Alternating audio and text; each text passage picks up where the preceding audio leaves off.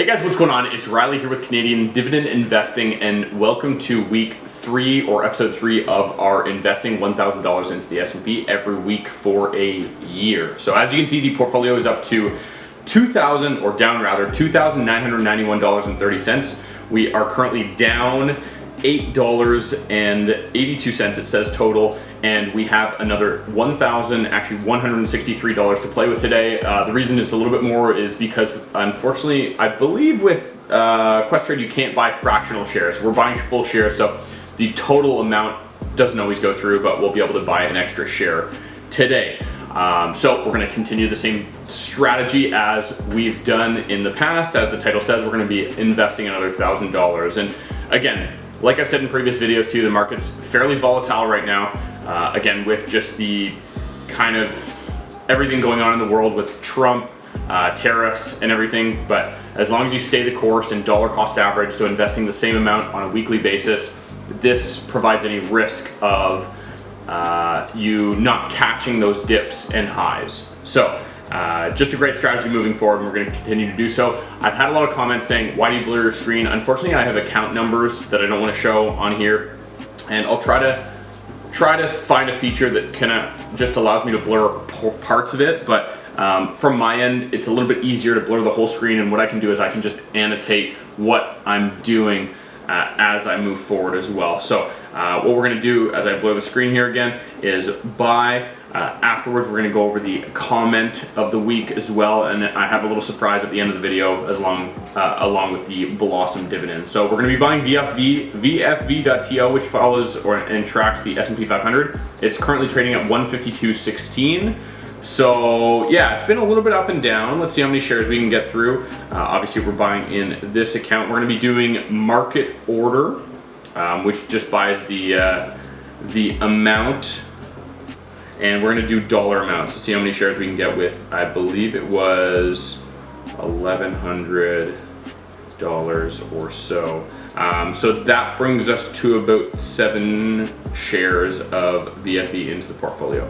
So we're going to go next and send order. Those 7 shares are going to go through. Awesome, order executed, and we just picked up another couple shares. So total portfolio again is up to 28. Oh, because we still have $100 in cash. So total portfolio is up to 29.86, and that equates to about 0.59% total in the portfolio. So what we're going to do next is go over the comment of the week, and that was from this user here. And he says, do you invest in anything other than VFV? Would love to hear your perspective on individual companies and stocks outside of ETFs. And I think all of my portfolio right now is in ETFs. And let me just give you a little bit of a breakdown of why that is.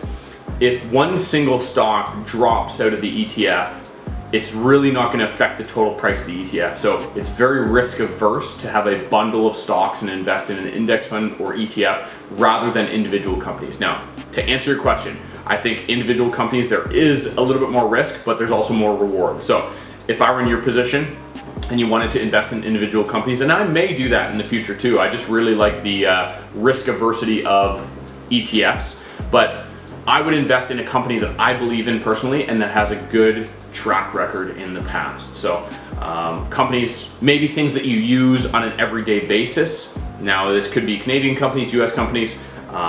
If you wear a certain clothes, if you buy a certain thing on a daily basis, if you get a coffee at Starbucks, maybe invest in these companies that you use on a regular basis. So that would be my recommendation. Again, I stay away from, or currently am staying away from individual stocks, and I'm just investing in ETFs, but who knows what the future holds. I might jump back into individual stocks. I did previously invest in individual stocks, but there was just a little bit too much volatility for me. So before we jump into the Blossom dividends, what I want to do today is jump over to the Wealthsimple account, and we're going to be buying a little bit of crypto today. I'm just going to dollar cost average $50 into Ethereum and Bitcoin, but crypto markets have been crashing down pretty hard, so I think it's a great time to pick up shares. So we're going to check back in 2 seconds.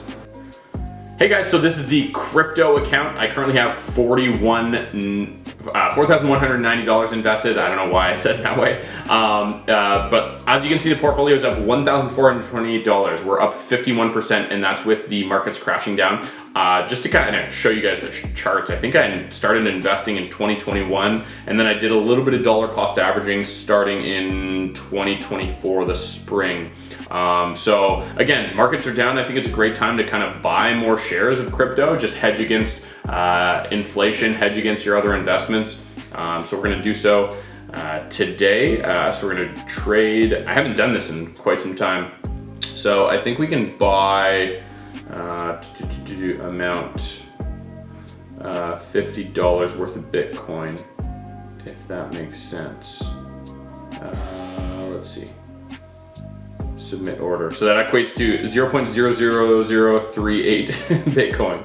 And because I'm using Wealthsimple Premium, there is a 1% fee on that, which is about 50 cents. So not the end of the world. I know there's different platforms that give you better rates, but I just believe in Wealthsimple and I'm very confident in their service. And anything happened, I know there's previous brokerages that unfortunately went under and people lost some money, but I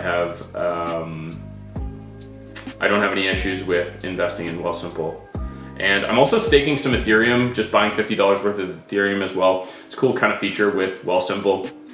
And that's at a 2.3 APR, which is basically a dividend that pays you out on a regular basis. So those are my holdings. Again, I think ETH is probably going to climb back up as well as Bitcoin.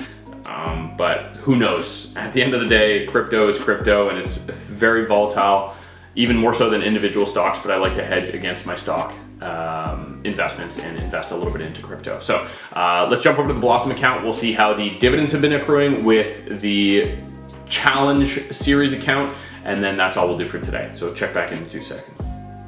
Hey guys, so this is the Blossom Social app.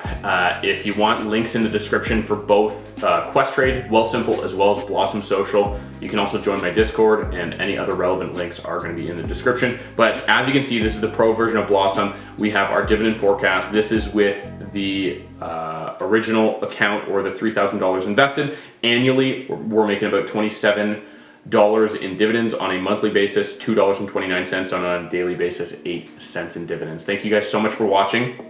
Again, don't forget to comment, like, and subscribe. If you have any questions, comments, concerns, and questions that you want answered for the next video, ask them below. And hope you guys have a great week and happy investing.